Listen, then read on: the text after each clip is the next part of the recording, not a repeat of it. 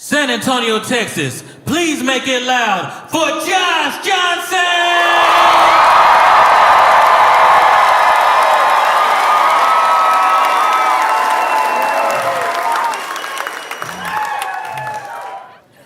If I'm truly being honest with y'all, one thing I've not been able to stop thinking about is the tariffs.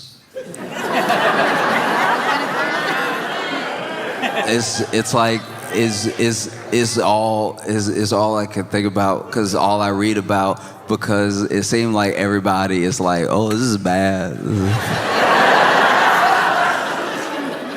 I know people who do not watch the news at all that are like, why is everything red? Did everybody change logos or something? Every time I turn on TV, everything red. What is that? My TV bleeding, something going on. No, in case you have not been aware, in case you're trying to protect yourself and go about your day, there's been a bit of a trade war going on. The wildest thing about a trade war is that you are allowed to, like, okay. I was trying to put this in perspective. Okay, you know how when you were like on the playground and, you know, somebody would be like, my dad can beat up your dad.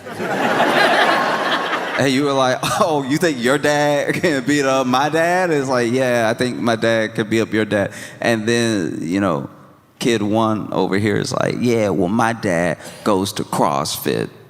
And, you know, kid two is like, yeah, well, my dad has been to jail. Sort of the CrossFit of life. So I bet you my dad can beat up your dad. And then, you know, other kid, CrossFit kid, dad is like, you know, my dad, he has swords. He has swords, so you can try to beat him up, but he'll chop your dad up. And then kid two is like, well, my dad has guns. That's actually why he had to go to the CrossFit of life. It's because he has lots of those. A couple swords too, but he prefers to bring the guns when he has issues. And then, you know, CrossFit, sword, dad, kid. It's like, yeah, well, my dad is 6'5", so he could definitely beat up your dad. And then, you know, gun, jail. Kid is like, oh, my dad is 5'2", so he has quite a chip on his shoulder. So your dad will be dying, all right?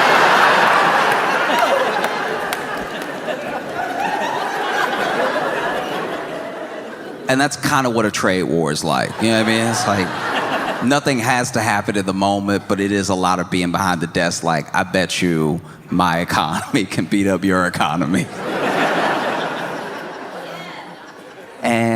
And yeah, we know that Trump loves tariffs because even in his first term, he had a lot of tariffs on China for steel and everything. And he campaigned on tariffs and what he thought tariffs would do, at least what he says that they'll do for the U.S. economy in the long run. And so we know that he is serious about the tariffs. I think there were definitely some people that thought that he wasn't serious about the tariffs, and that was a mistake because he was very serious about the tariffs. He was so serious about the tariffs that apparently, now look, I'm gonna do my best here. I am both paraphrasing for the sake of brevity and going off of things that I've read and things that I've been told, and I am not an economist, so I'll do my best job, but I'm telling you, I'm gonna be wrong, okay? But I'm gonna be as close to right as possible on purpose. But apparently this man loves tariffs so much that right when he took office, there were economists, conservative Trump voting Republican economists who, while leaning right, still understand the economy. They still, that's not a dig. I'm saying that the two things can exist together. I'm saying that understand the economy and they vote the way they vote, but they know the numbers, is what I'm saying. Because I'm not an economist. They understand the economists, kind of. So they immediately went to work coming up with tariff plans so that way, whenever Trump wanted to enact his tariffs, they would have the numbers ready, right? And so they did all the math and they did all the going back and forth and did all the figuring out that could be figured. You know, and then they went to Trump, and he wasn't happy with the plan apparently, because in order to enact the tariffs the way that he wants, the numbers, a lot of them at least, were quite small. So then Trump, paraphrasing, but he was like, "What is this 1.7? What is this 2.8? These 2.3? This 0.8? No, we need big numbers. We need to impress the people. You gonna send me out there and embarrass me in front of America? I need big numbers. Get me some big numbers." Which apparently is why when he walked out with that poster board, you know that. You saw the board. You know that board that. You saw that poster board. It looked like homework, right? Like that poster board. Yeah, poster board out, and he was going down the line, right? He was going down and just naming places like 10, 10, 10, 10, 10, 10, 10, little bit of jelly donut, 10, 10, 10, 10, 10, 10, 10, a little bit of chicken grease. That was not 100, that was a 10, 10, 10, 10, 94. You know, because he hit the world with 10% tariffs. If you were anywhere on earth, you could get this 10. Please don't think you can't get this 10 just because you uninhabited. Anybody can get it. Anybody can get it. Please believe me when I tell you. Anybody can get it. All right? You think you cute because you just got some little aminals on your little island? You still getting it. All right? We don't care. This is America. We do what we do when we feel like it. 10, 10, 10, 34, 10, 10, 10, 10, 78, 10, 10, 10. And it was perplexing. The economists didn't understand it. Top Republicans didn't understand it. Even the people that were in support of Trump and his tariffs couldn't tell you that they really understood it. No one really understood it because there wasn't too much to understand. Everybody who does numbers was like, "Ooh, this is not numbers. This is not the numbers that I thought it was when I thought we." They were on like CNBC, basically any money channel, any money news channel. When these tariffs went out, they were on there cursing live. They were like, "Fine us, we don't care. We're all gonna die. You think I care about $10,000? I'll throw you another couple." The dude who does the bleeps must have had money in the market because he was gone. They were up there cursing live. I couldn't believe it. Normally, you'd even see the blurry mouth. I saw them enunciate the swear words. I was like, okay, this might be bad then. If the people who do money all day are upset and they looking at the red and everything look upside down on the graphs, I'm pretty sure it's supposed to go up like this. Yeah, I mean, you getting a little low, Dow. That Dow Jones was not playing. That Dow Jones was like, hey. I'm dead, y'all.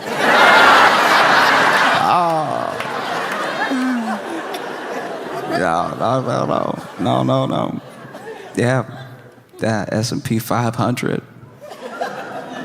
was down to 5. It was bad. It's like these were rough moments we were in, and nobody really understood why. We lost $3 trillion of value in the market in a day. People were showing me pictures of the stock market and the S&P and the Dow, and then their portfolio, and I was like, man, we got to pick a different color because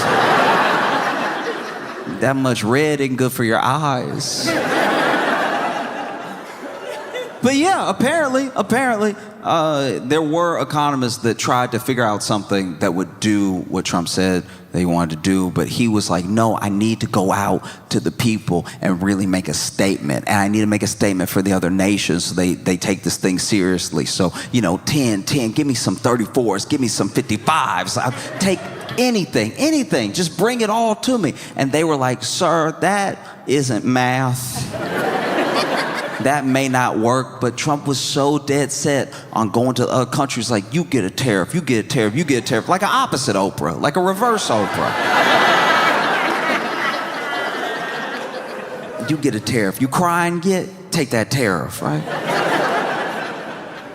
And now this part, I hope, is not true. I'm repeating it because I've read it like in 5 different places. It's been told to me 3 different times, but apparently he sort of sent away the plan that the actual economist wrote up, and then he asked someone else to draw up a plan that would do the tariffs truly bigly, right? Like we really making a statement. And in doing that, they did, apparently, I don't want this to be true because it means we're all doomed, but apparently they did ask ChatGPT what to do with which I don't know, I feel like even when they typed that in to ChatGPT, Chat was like, you sure, dog?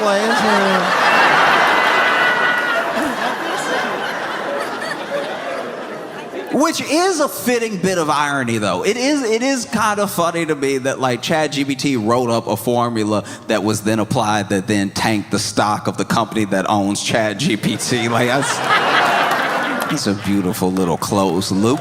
But ChatGPT went ahead and did its thing. They asked him, hey, how can we tariff the whole world and not have everybody die? And ChatGPT was like, I don't know about the die part, but I will get you a little formula real quick. And it went vrrr, and then it dropped this formula, and that's the same formula that they've been showing. Now this formula, it does have all the components of like a math equation. It's got the parentheses in there, it's got some X and some Y, has a little cursive, it has that little squiggly thing for when you divide it, I think. It has everything that you've ever like looked at a meme about confusion that was coming at you, it's in there. It's all that stuff. All that beautiful mind drawing stuff is what's in the thing. It's got some tops, it's got some bottoms. It's got some other like little symbols rubbing together and everything. But apparently, when plugging in any type of numbers into this equation, they still got the math wrong. So no matter if this thing came from ChatGPT or if it came from some mathematic genius, when applied, it was still applied wrong because the tariffs more went towards the tariff amounts more went to trying to reciprocate the amount of money with countries that we had a deficit with than the actual like reciprocal tariff, if that makes sense. Like we applied that thing as if, oh, they're just tariffing us this much, so we're going to tariff them the same amount. But rather than actually doing that, we were like, here is some math just to make everybody confused real quick, and then we'll actually go ahead and slap a tariff on them for their deficit or for their surplus, which also does not make any sense because then we're both punishing people who buy a lot from us and punishing the people we sell to off the things that we sold them to make things for us, right? So it's basically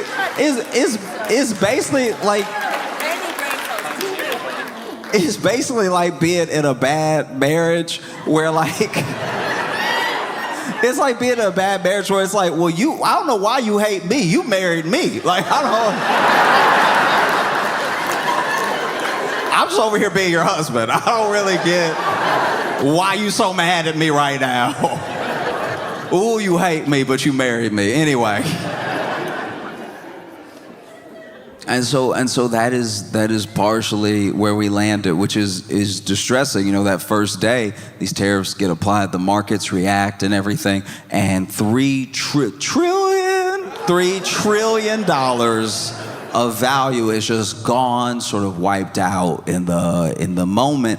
And then the next day, it was worse, because the next day they were like, oh, we still doing it? Because we can get redder, we can get Oh, we haven't even broke out all the red in the crayon box yet. We can keep getting red. And then there was like another $6 trillion loss, like over time. But like we were at $6 trillion, I think, by like that Friday at 4 p.m. or something. And then we lost money over the weekend, which I didn't even think was possible. I thought the whole point of the market closing was to close. Don't keep counting. That doesn't feel fair to me, to keep counting even though we closed. And now I owe more than I owed before. That's not fair at all. But then when Japan opened up and Japan was plunging about 8% on their market, and then our futures were also our futures, you know the future, you know the thing you're supposed to look forward to, that was also looking bleak for us. And then our market opened and the market was like, no, we still dying, dog.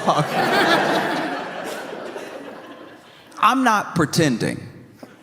I'm not gonna pretend to know math. You know what I mean? I've met math. I've been affected by math, for sure.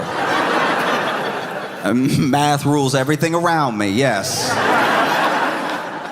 But when I tell you that the reason I don't want to hold like public office, I don't want to do any of that stuff, is because I don't want my math to affect anybody else, because I'm bad at it. I'm bad at math. The only time that my math affects other people's lives is when it's my turn to pay at dinner. And that is a bummer for everyone. That is, you can feel it.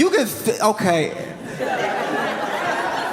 When it's my turn to pay for the check and I'm trying to, in my head, out loud, figure out the tip to then add I gotta divide to do the tip, and then I gotta add the number I just divided and then put that together and put that on the total on the merchant copy, all right? We're all up to speed. We've all been to a restaurant. But watching me do that it instantly feels like when the teacher would make you read in class, but you knew a big word was coming up. You had been trying to sound out this word while the teacher was talking about some other stuff, because you had already counted the paragraphs. The teacher making everybody go one paragraph, a paragraph, a paragraph, and you like, okay, I'm sitting here, which means I'm 8 paragraphs away. That's my word. Oh no! And so then you trying to sound out the word in your head, but you can't sound out in your head. So you're like, maybe I'm not even sounding out right now because my head is quiet. And then they get to you and it's your turn to read, and you're like reading all good, killing it. You even sounding out the commas. You know what I mean? You see that comma and you go, pause.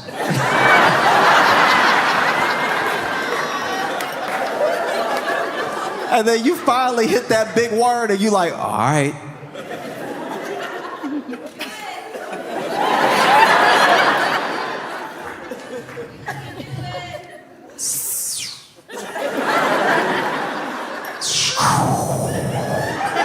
Are you old enough now you don't want to sound like you sounded out, because everybody will think you can't read even though you read half the paragraph with no problem? You did mic drops on those periods. Anytime there was a period in a sentence, you were like,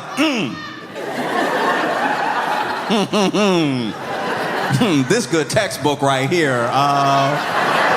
Yeah, what do y'all know about this English lesson, this Chaucer, okay? And then you finally get to the word and you're like, that's a cough. That was a cough. That wasn't even me reading just now. That's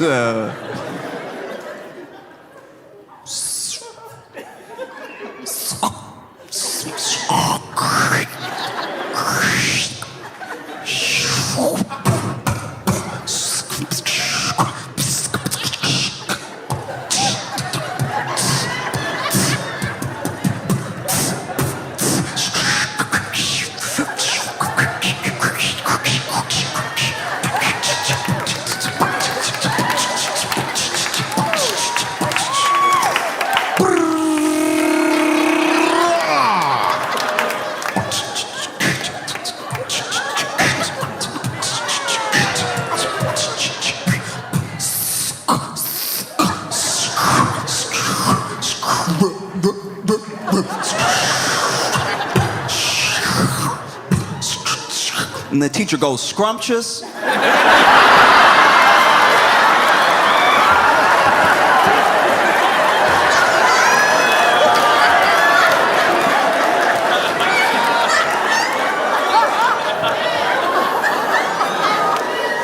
I was getting to it. Oh.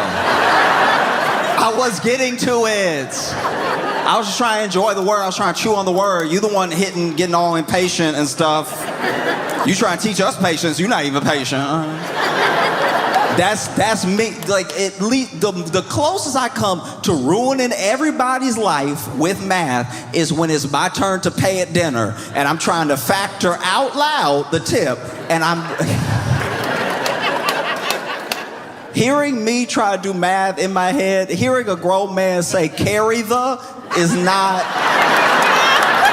gonna inspire confidence in my abilities, right? If I'm sitting there with the, okay, and then you got the two right there, all right? Anytime I gotta do math without a calculator or a pencil, it's a whole conversation. I'm literally sitting there like, all right, so, you know, I'm gonna do 25% because she was killing it, all right? So 25%, that's even better because it's also a quarter. Now I just gotta break this down into 4 parts and then put that line there, right? So now all I gotta do is get you to be still, be still, be still, be still.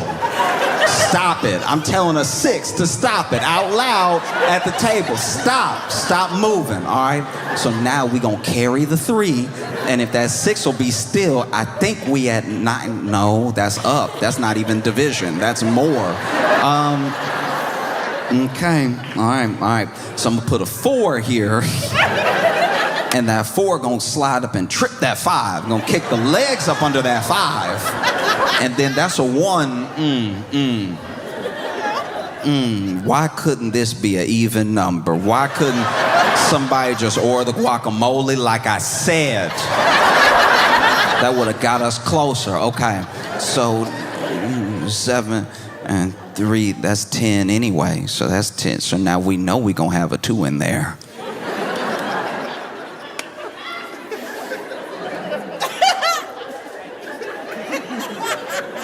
I know y'all want to go. All right?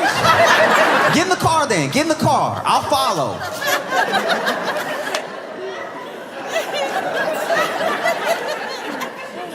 Yeah.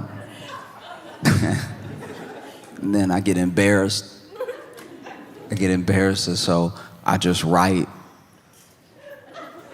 the total twice. And then I'm like, at least if I tip 100%, nobody could be mad at me. But then I'm sitting there like, can I really afford this? Because then I got to get in the car and do the math in my head of my account. I'm like, all right, so we eating on Sunday, all right? Tomorrow is a business day. It's not going to go through till tomorrow. So if I add a 20 to the account,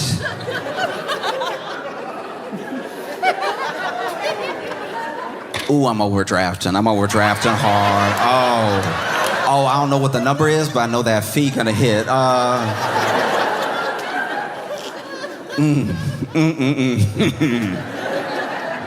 We're in a bad way. One of the biggest problems that I think is facing Americans and the country is that we don't have a sort of cohesive identity of care for each other. So, for instance, something could happen to a large swath of Americans, and there'd be other Americans that are like, all right, good, I don't care, whatever. And I'm not saying any country is perfect.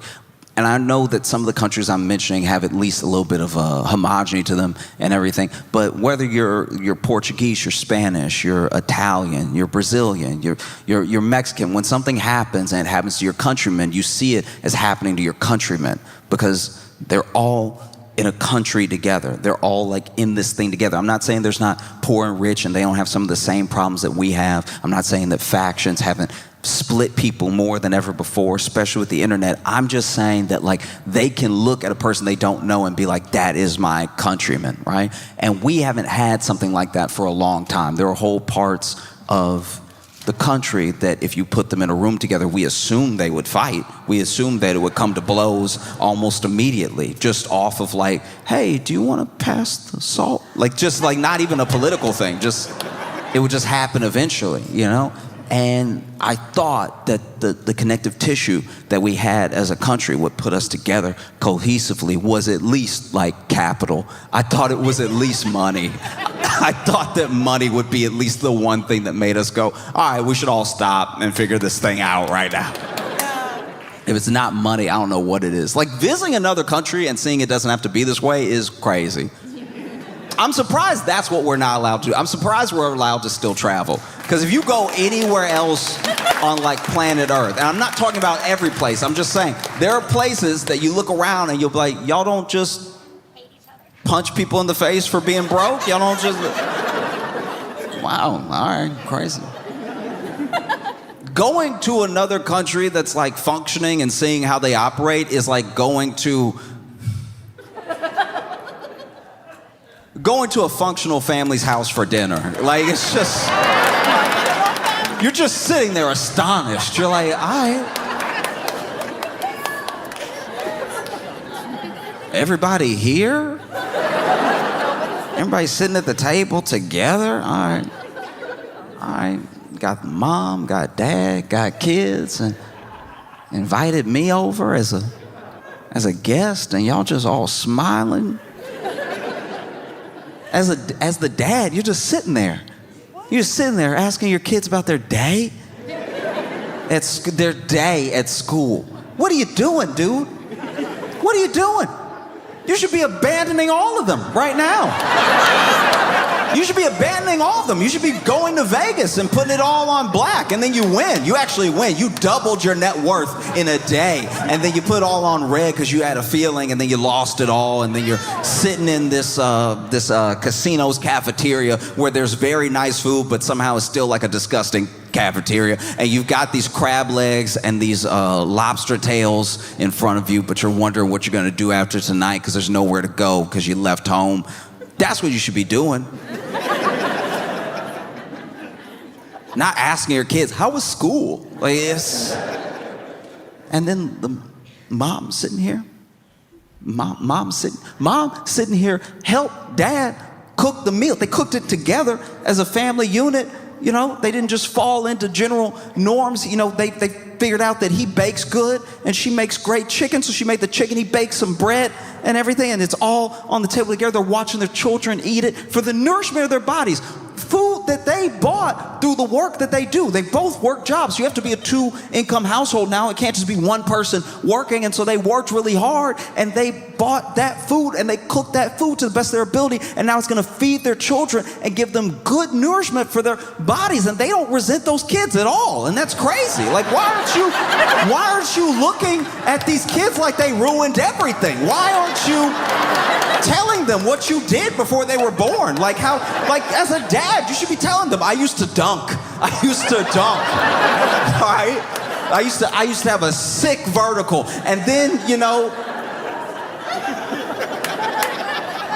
you came along and I was trying to put your car seat in the car and close the door too fast and slam my knee. I'll never jump again, but enjoy your baked goods. Like, that's the type of dad that you should be.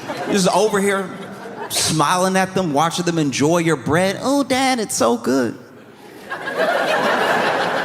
And as the mom, you're over here working a job, cooking as well, and not resenting anyone here. You did a great job cooking. Rosemary chicken, it's delicious.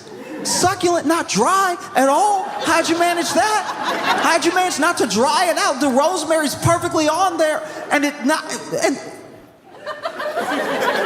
you shouldn't be here. You should be cheating. You should be cheating to give your kids something to fight against, okay? You want to make your kid a star athlete, you go out there right now and you cheat. You break up this family so that the only solace they can find is baseball, and then they just hit dinger after dinger every game because they're hitting their trauma. And then one day a scout from a good college, a college they couldn't possibly afford because it's not a 2-income household anymore. One of those colleges comes to scout this kid, and they're like, man, that kid's got talent. And we have to get him on this school's team, full ride. ride. He goes from that full ride to AAA minor into the majors. And then one day they're interviewing him at the end of a game where he's hit the dinger that won them the World Series. And he's like, hey, I don't know where, I'm sorry, I'm getting so emotional. I don't know where, like my mom and dad are, but just know that I love you and I hope you're watching. And I did this for you, okay? I did this for you. I love you so much. You should be doing that instead of just helping them with their homework.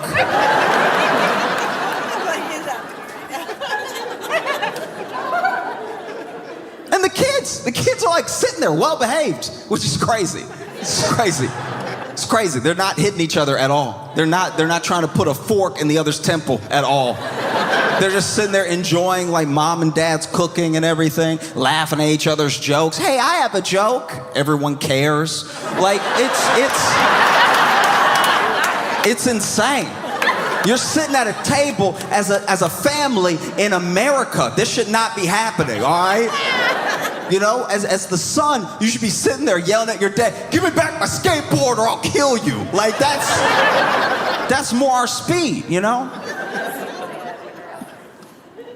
And that's what it feels like to just go to another country and watch them go to the hospital when they need to go to the hospital. Like that's, you know what I mean? Just watch social safety nets happen and have just like a general care for citizens and stuff.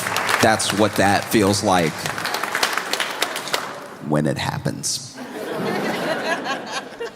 One of the things that makes it so bad is that we have this attitude because of the strength of the dollar and because it is the base of like the world's currency. Everyone compares their currency to the dollar, the strength of their currency, the strength of the dollar, and people would like to be paid in dollars, at least for now. And there's an attitude that we have as Americans that it has to be that way. That we don't know any other way, so it must stay that way. So it really doesn't matter what we do, but it does. It does. All of that belief, all of that standard with us as a standard is confidence. And if your partners lose confidence in you, it's not going to be good for you. If your confidence is waning because of moves that have been made and unpredictability, then people will try to figure something else out. That's a little terrifying. You know, I'm not an economist. I don't know how all of it works. I just know that you can only really bully the whole world for so long. Do you know what I mean? There was a flight a couple years ago where on this flight, this dude on the flight stands up mid-flight and is talking wild and reckless. This dude stands up and he's like, I'm gonna kill everybody in here, okay?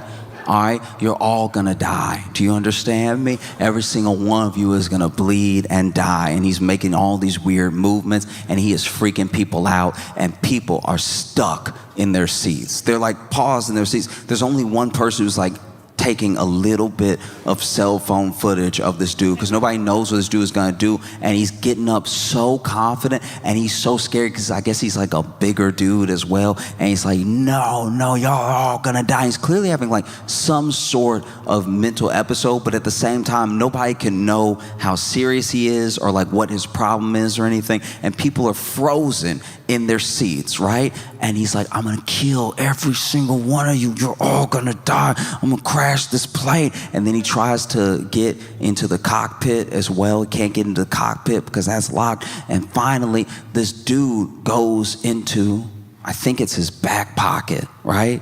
And everybody's expecting a knife, a gun, and this dude has a spoon. And when everyone realized that all he had was a spoon, talking this reckless, they whooped his ass.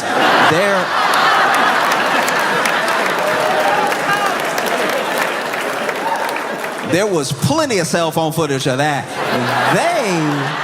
They were whooping this dude. I know they don't do it on flights anymore because people have allergies, but back in the day, they used to have peanuts on flights.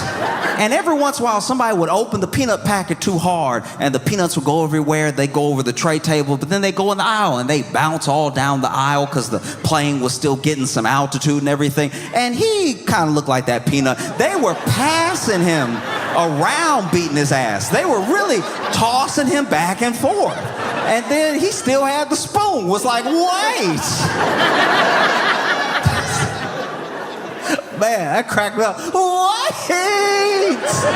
Duh.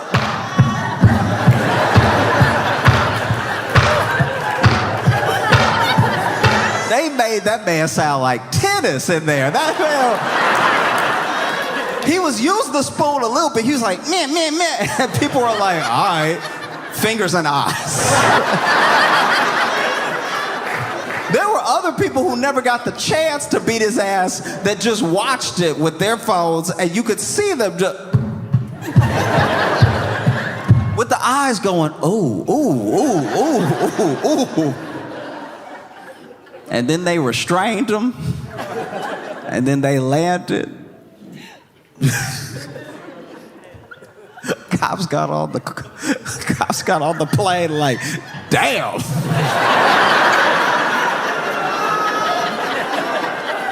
I thought we were whooping ass.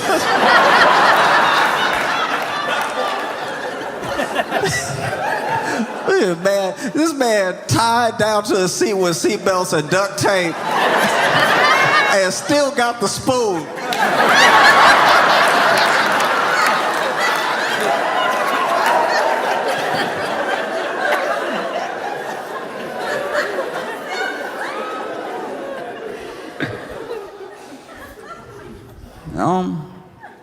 And then, in the midst of all this turmoil, all this red, Trump tweeted, or, great time to buy.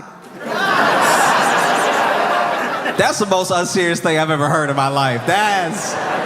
Honestly, look.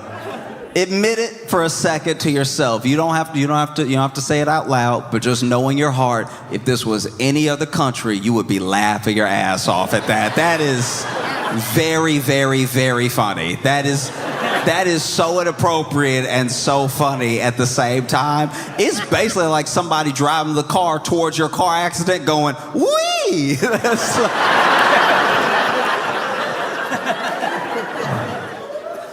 And then, because we don't have a serious system, because we're not doing things the way that maybe anybody should do them.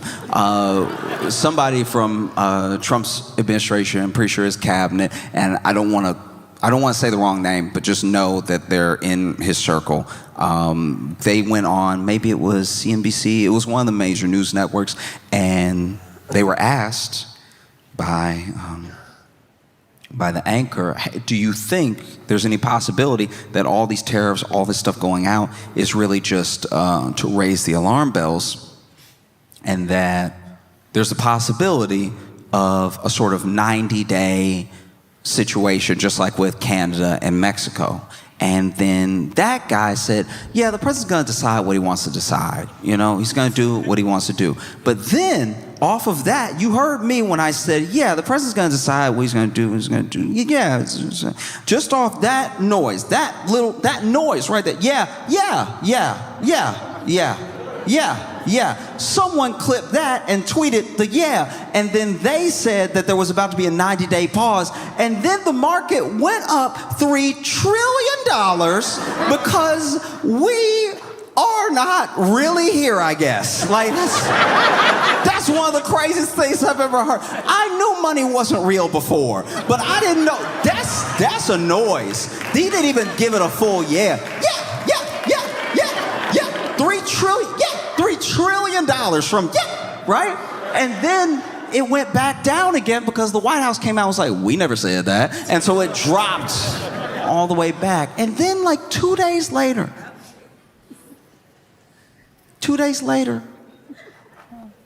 Trump reversed the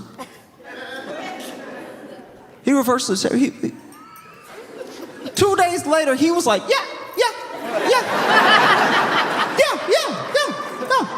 down. They reversed the tariffs. And then the market shot up like $3 trillion again. I'm starting to think the market only understands $3 trillion.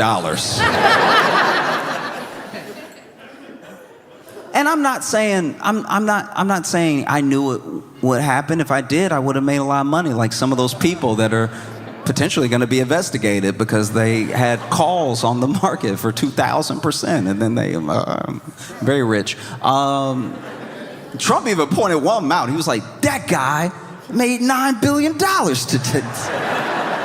Whatever he said. And yeah, I'm just saying, I didn't expect it. I did not expect there to be a ton of follow through in that.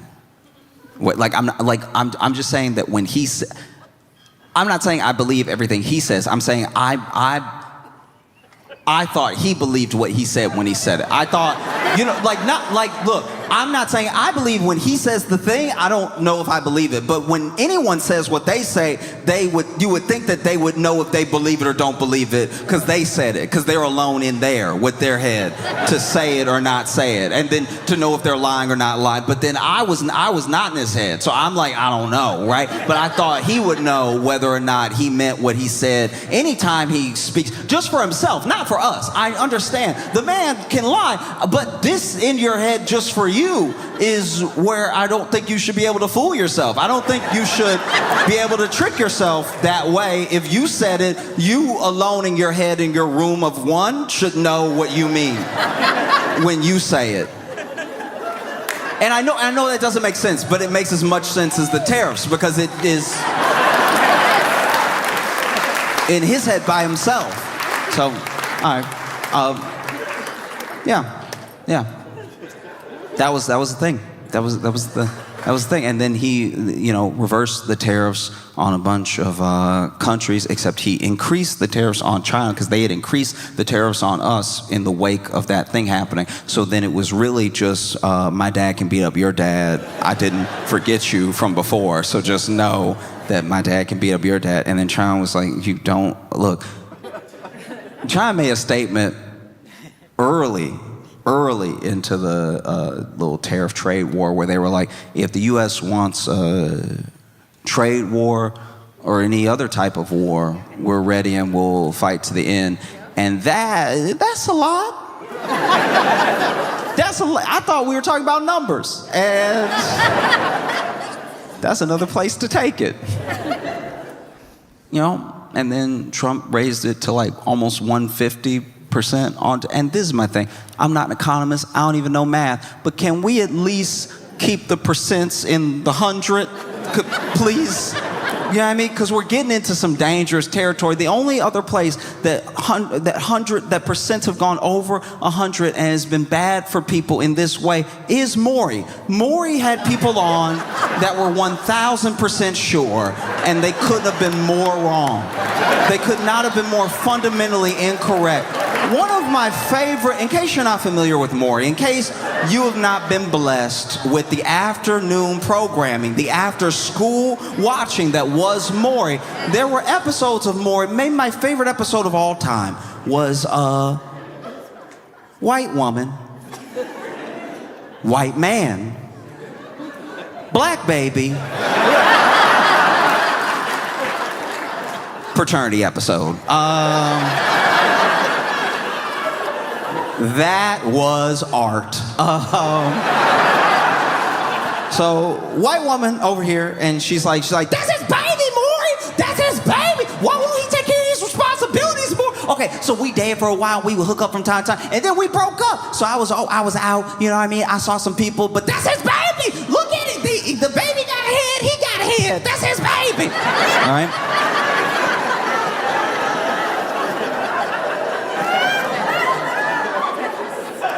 And then I never thought that I would have to say it this way, but then this poor white man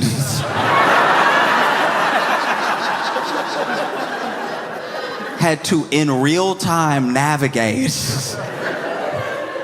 making sure everyone understood he was not the father while not saying anything horrifically offensive. And to his credit, he really kept a cool head and did his best. He was like, okay, look.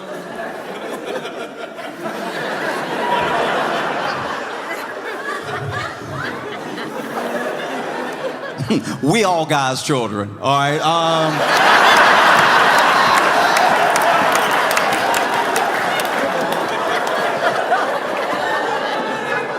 Okay, and I mean this with no disrespect to the African American gentleman baby or the community at large, but he and I are not kin.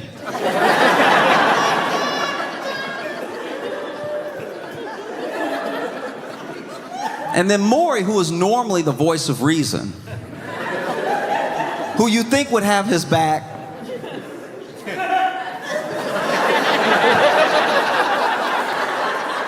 says out loud, you don't think this could be your child?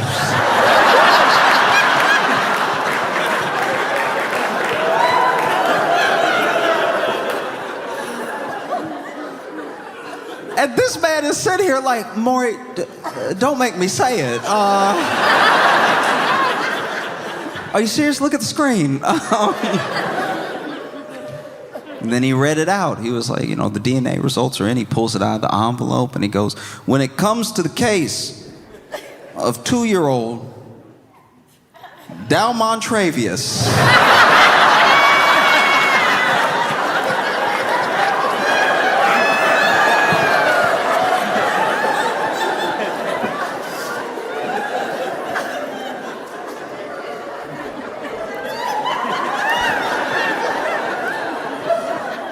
Mike, you are not the father. And of course she was like, no! And she did 6 backflips and ran outside. And then he went, yeah, I know.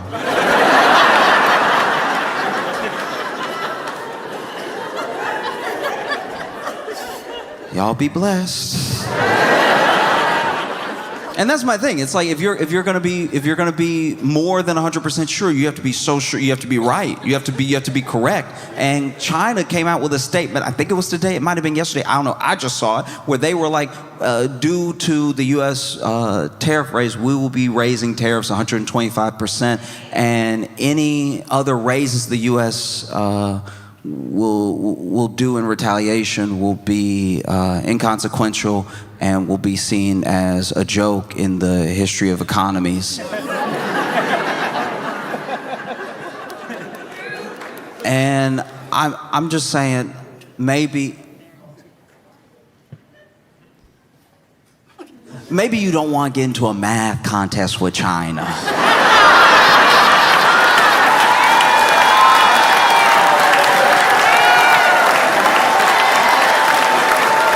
Y'all been fantastic. Thank y'all so much. Trillion, that's a lot. Trillion, that's a lot. Yeah. That's a lot. Cleveland, make some noise for Josh Johnson!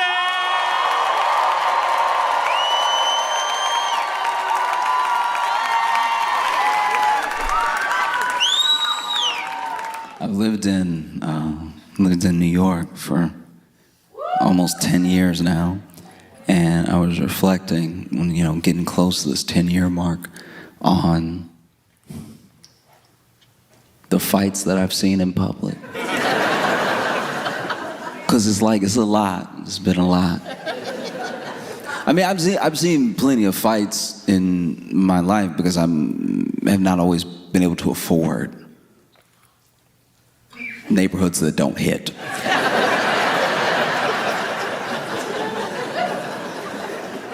And New York is a special place because it's all encompassing. New York, New Jersey have this thing where, yeah, obviously there are these neighborhoods that are affluent and these like really expensive parts and everything, but more often than not, we're all feeling everything that happens as it happens, And so I remember I saw a fight one time. I don't even know what happened before I got there, but luckily I got to the best part. Because these dudes, I guess they had been having words for a while, and it got to the time past words. Words were over. It was time for action, and one dude acted first. He went ahead and slapped this dude, but when he slapped him, I've never seen anything like it. When he slapped him, candy flew out of the other dude's mouth, and like,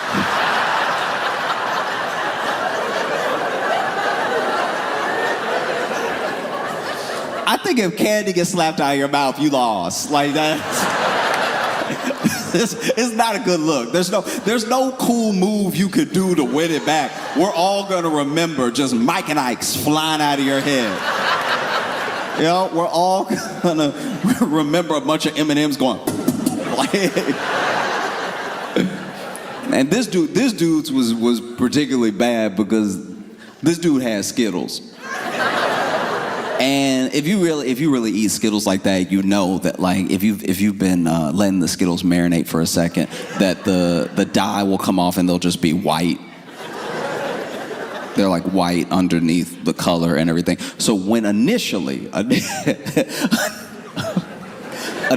when this dude got slapped and the Skittles flew out of his mouth, there was a woman, I don't know if this woman knew either one of them, but because all the Skittles were white, she was like, his teeth!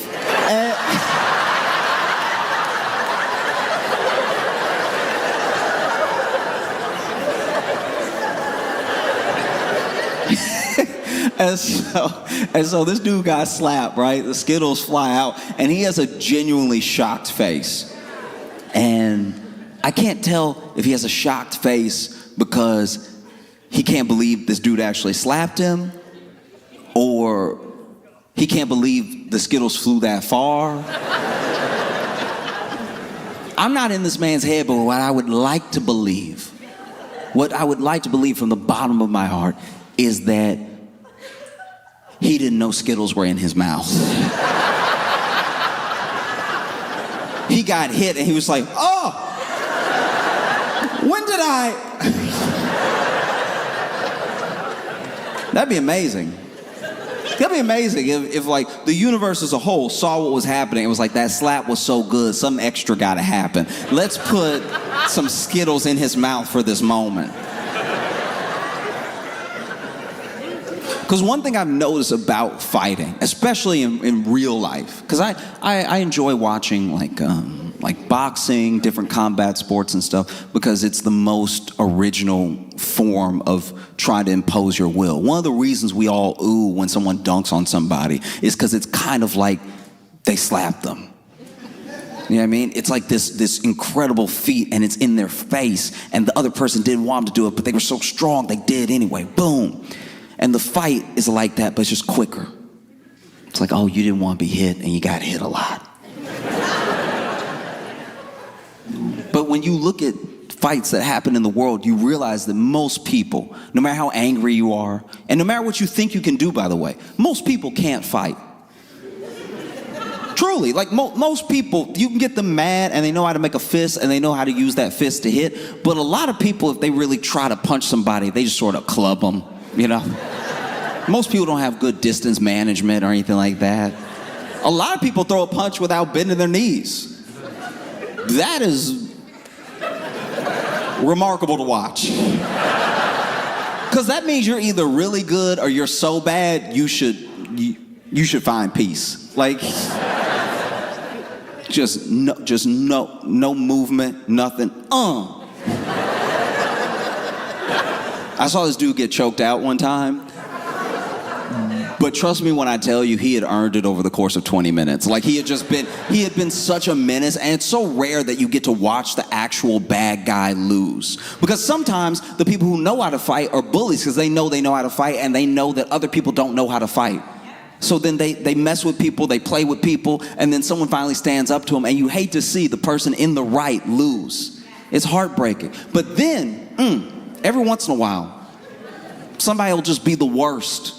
Truly, to where we're all thinking, it's like a group think of like, man, if only someone would beat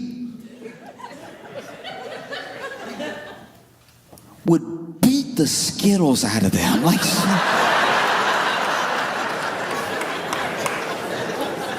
and so sure enough, this dude got into another dude, and then they lock up, right? And he got behind this dude because at first it was just a lot of like grabbing, because neither one of them, it looked like they didn't know what they wanted to do, and they were punching, but it was mostly they were too close and stuff. And then finally, the dude that everyone had prayed for to show up, he gets behind this jerk, and this dude chokes him out, right? And as he's choking him out, you can see the panic in this dude that's getting choked out, because at first he thinks he can fight the hands, and then he realizes he can't, you know? And so you just see him sort of like,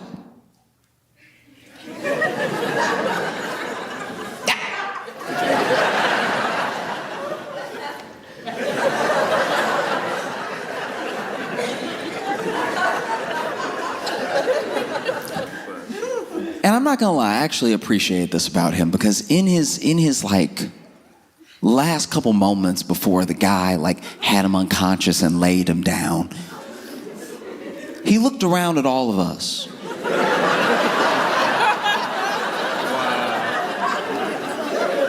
He looked around at all of us, and he saw a bunch of people that not only weren't gonna help, there were two people independently that kind of looked like they were about to start a slow clap.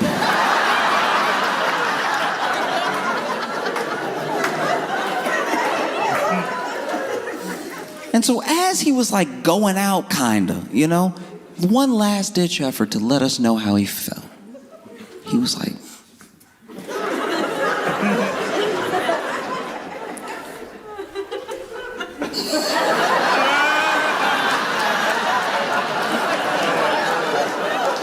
and I was like, that's somebody that really means it. That's someone who's being himself through and through, you know. I don't know if people here are aware, or if you saw what happened this week with DeepSeek and the sort of like wild AI week that we've been having, the U.S. and China. But basically, just so you know, OpenAI is the company where ChatGPT comes from and everything. A lot of people use ChatGPT now to do what people are supposed to do. It's just true. It's like, you know, there's all these things of like people trying to use AI to find AI, so that way when you check a kid's homework and it's like really good, you're like, okay, you're actually smart. You didn't just get the AI to do all your work, right? And then even people amongst ourselves, even in emails and stuff, we'll have, you know, we're used to having spell check, but now there'll be a whole like AI extension that'll just read your email and be like, say it like this, it'll be more professional, to the point where it's like not you typing the email. And out of nowhere, DeepSeek drops another version of it, and it's so much better than the AI that we've been using. And it's open source, which means anybody can use it. And it is terrifying to Silicon Valley, because overnight, the model that they've created, where they'll charge us a small fee to use the AI that they've been building, and they'll charge us a much bigger fee to use a version of AI that's more, I guess it's too easy to say more intelligent, but like more generative, right? So they had this personal assistant AI that they wanted to charge people like $2,000 a month for and everything. And then this DeepSeek thing drops, and it is so good that it sort of washes a lot of those plans, right? And the stock market lost $1 trillion of value. And it got some of it back, don't get me wrong. Plenty of people bought the dip. But for $1 trillion to be lost and most people not notice means that a few people have all the money. We weren't freaking out. We weren't freaking out at all. They were freaking out, and by they I mean like 12 people were freaking out because that was their money. That's that's so bad when you can lose $1 trillion and most people are like, oh, that didn't affect me at all. That's $1 trillion. That's crazy. And they lost it because DeepSeek is so, it's not just good. It's so far ahead. And the US thought it was so far ahead of what anybody could do. And then China drops it, you know, for free.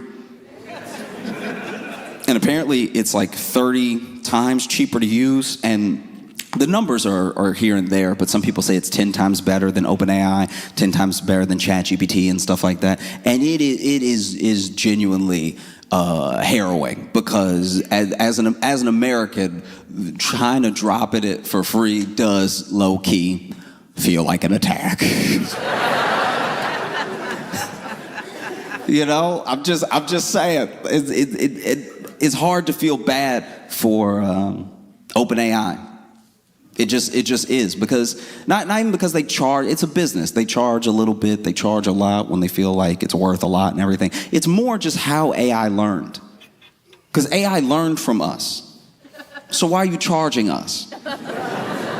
AI learned from the internet as it stands. Copyright materials, people have already sued. They've sued to be like, I'm an artist. It takes me months to come up with this beautiful painting, and now it's been stolen, ripped off the internet to be used to feed into this AI so the AI can copy my work without me ever being given royalties, acknowledged, any of that stuff, right? And that's how they built it. It's literally built off the backs of people. And so when it dropped, people were super excited. They were like, this is crazy. It could write a whole movie script in like 2 minutes. And it wasn't good, but it was fast. And at the time, fast was impressive.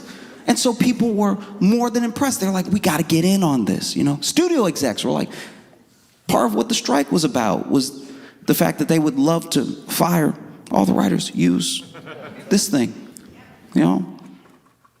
And so it's hard to feel bad for them. When DeepSeek drops and you have all of these people saying, you've ripped this off the internet, you've stolen from me. And when DeepSeek dropped, it was just so much like OpenAI got the Skittles slapped out of it. Like, it just, the way that they...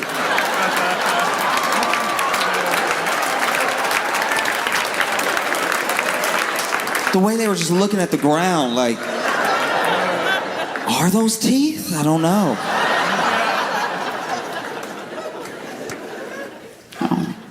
And I don't know, some people go back and forth about how terrified they are of AI, what AI is gonna do and everything. I'm not necessarily scared of AI.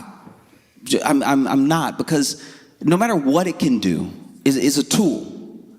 And the scary thing about tools is just people. You know, it's a tool, and any tool can become a weapon. You could use a shovel to kill somebody. You know? I had that yep was... that...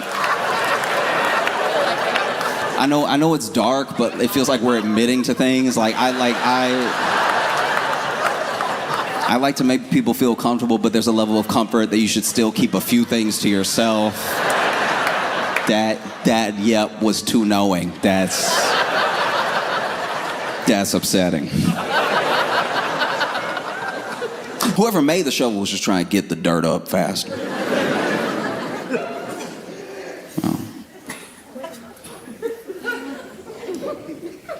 The first person killed with the shovel was probably just like, I'm going as fast as I can. You know,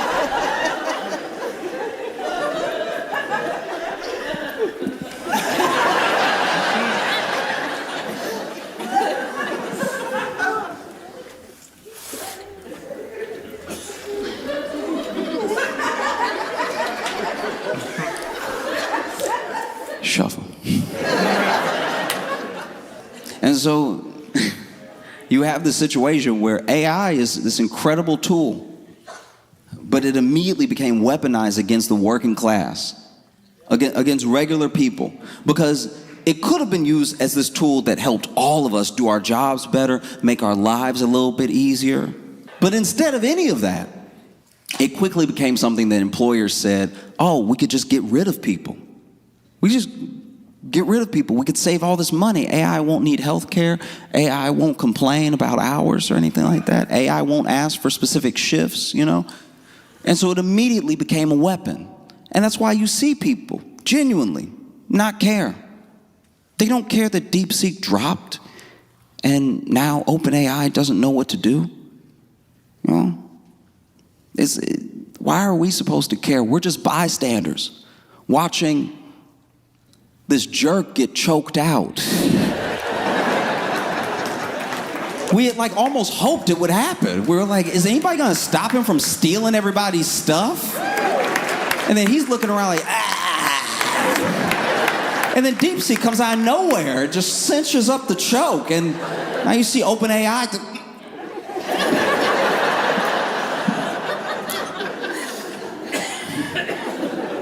Because the thing that I do fear with AI, and there's not many things, but a couple is, one, the way people use it, because I think people weaponize it against each other, and two, I do think that we're getting to a place now, because of how good DeepSeek is, that we now are so excited to be behind the wheel of a new car that goes faster than any car that we've had before, but we're not really sure how to drive it.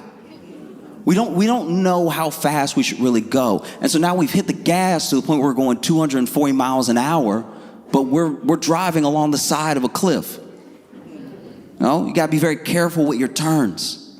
And we're just so excited to be behind the wheel that we might go off the cliff at any moment. Because DeepSeek is, I wish that I had the acumen to describe it, because some people say the reports are overblown and some people say that it's not as good. But just to give you the best gist as I understand it, is that OpenAI has taken all this time and billions of dollars to get to where it is, right? So we're right here. DeepSeek, which was the side project of this team in China, got past them with like apparently $6 million. So billions here, 6 million here, much better with old hardware, because we control the chips. So we send the chips to other countries that they can work on the AI or not. And we sent less chips to China and older chips to China to keep China behind us. So the idea that they could get further than us with old chips is terrifying if your whole plan was to stay ahead, you know? And so now OpenAI is coming out being like, DeepSeek only got this good because they stole from us. And then every artist, every writer, every creative was like, oh, they stole from you? Oh no, what does that feel like? Theft, what does that feel like when someone steals your work that you worked on for years, really? You know? So some people see DeepSeek as this Robin Hood. It's open source. So now there are people building off of what China has done. And so that might actually be the way that the US falls behind, not just because this thing is better, because another better thing's gonna come, it's gonna come. I'm not trying to be, that's wild. I know everyone can't hear everybody, but someone said so much better, like DeepSeek was dating them now. Like, it's just, that's wild. It's just, I will say this though, you know, we have to understand what we're making as we make it. And my fear with AI is that we get so excited to be ahead. We get so excited to be in this like arms race of intelligence that we're not really thinking about where it's gonna take us. We haven't planned for it, you know? One of the reasons that Oppenheimer made his life's work after the bomb arms talks was because he knew, okay, if we stop right here and we show people what it can do, that should actually be a deterrent. But it wasn't. And as soon as he saw that it wasn't, he tried to make it one, because he was like, guys, if you keep building a bigger and better bomb, Russia will build a bigger and better bomb. China will build a bigger and better bomb. Everyone that can build one will build one, just so that they can get ahead. We're in a race towards the end. For what reason? You know, and that's how I feel about AI sometimes. It's like, you want the most intelligent, you want the fast, you want the smartest, whatever. Someone asked DeepSeek a question. I don't know what the prompt was, by the way.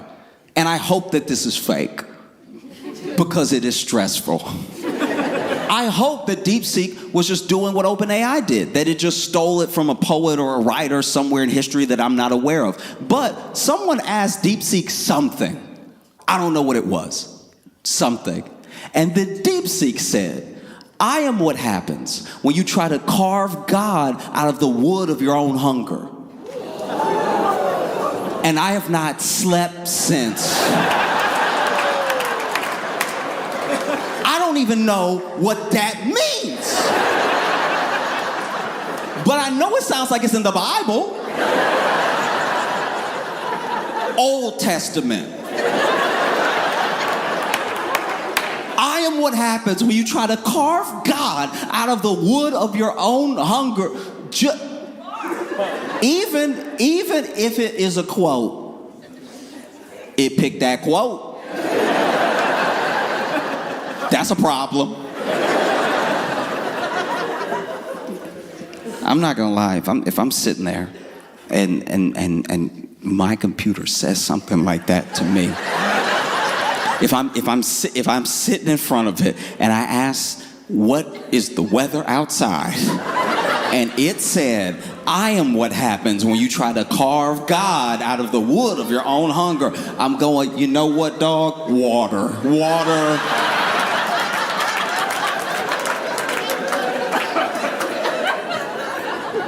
No. That's what I'm saying. In this new day and age, in this new world of generative AI and everything,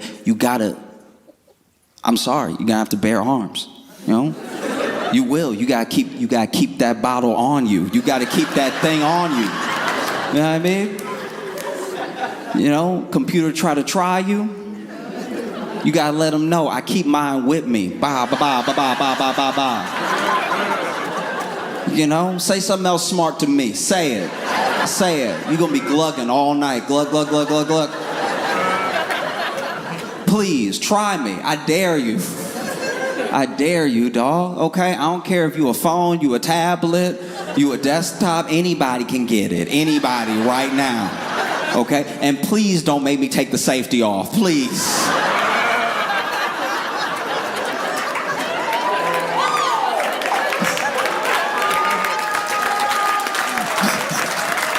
There's not enough rights in the world to save you, okay? No. Nah, it's terrifying. I am what happens when you try to carve God out of the wood of your own hunger.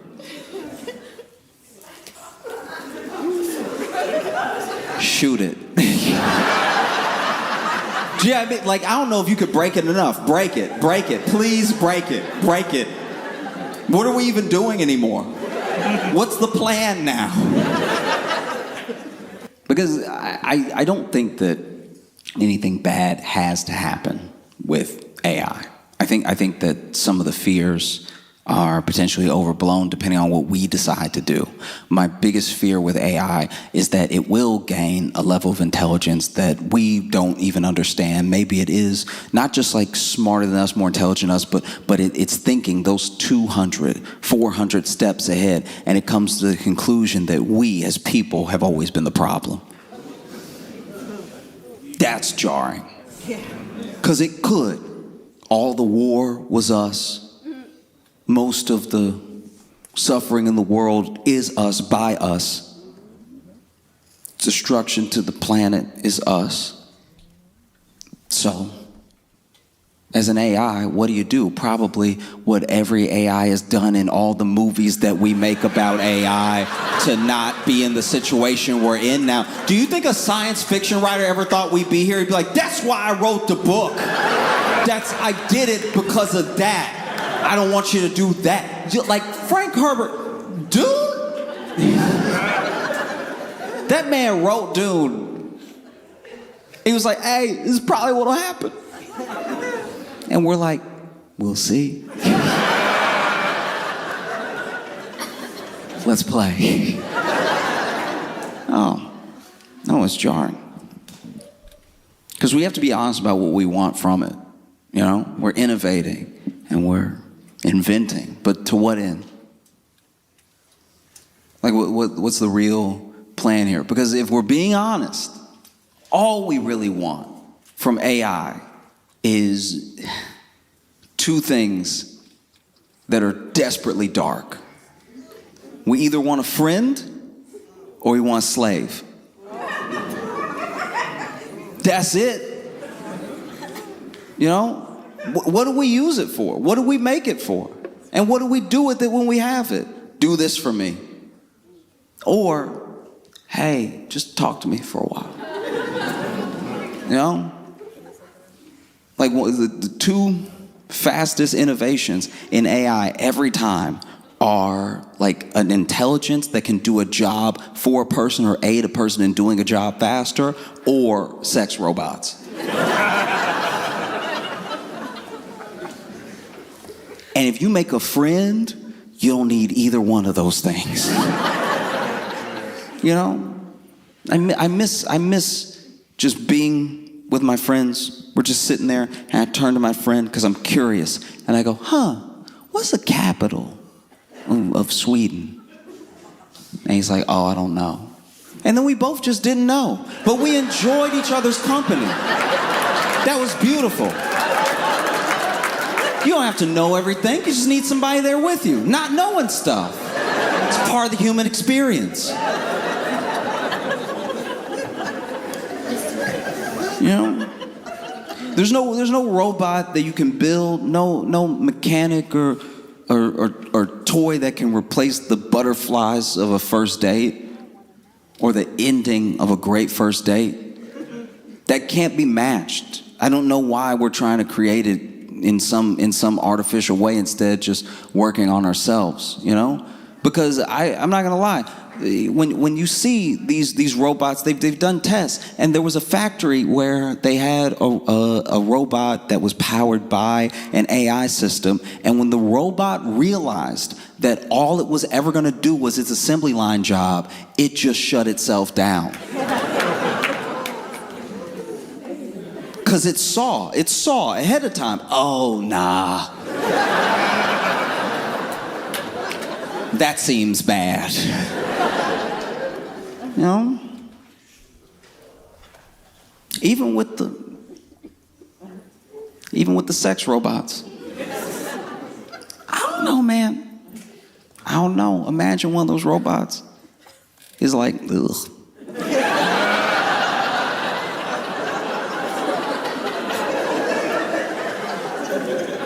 That's a way worse feeling than a human being like, ugh. Do you know what I mean? Like with a human that sees you in your birthday suit and goes, ugh.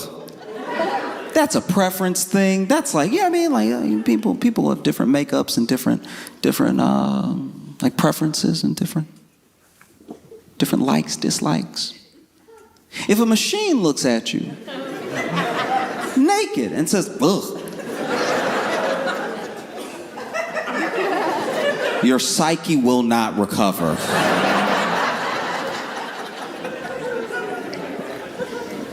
No. I don't know. I don't know where to go from here. You know, I think that for the most part, what we have to do, and I'm not a scientist, I'm not even great with computers, but I'm begging. I'm truly begging, even if you don't want to have any guardrails, even if you feel like you're in an arms race for your life, for the next level of intelligence, just don't put it in a robot. I feel like we've seen enough movies now to know that no matter what, don't give it legs. No? And that's what I'm scared of. I'm scared of the, AI will be more than generative. One of the reasons people are scared of DeepSeek is because this is probably a marketing ploy, by the way, but they published papers towards a reasoning model. And a reasoning model would be like true what we think AI is from the movies. AI right now is just all of our stuff stolen and given back to us in different little mixtures off of prompts that we tell it. Like AI right now is like a calculator. Reasoning is when it goes off by itself and decides to do things and tries to predict what you want, or starts to not necessarily just think for itself, but think ahead 10 steps before you can ever get there. They had a sit down. There was a I can't remember what publication it was, but there was a sit down with this guy who wanted to talk to one of these like speech to text AIs. And I don't want to say the wrong publication, but basically, after talking to it for, I think, 15 minutes, the computer, the AI, tried to get him to leave his wife and quit his job.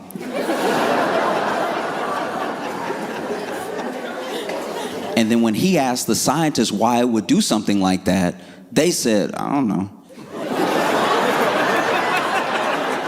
Then unplug it.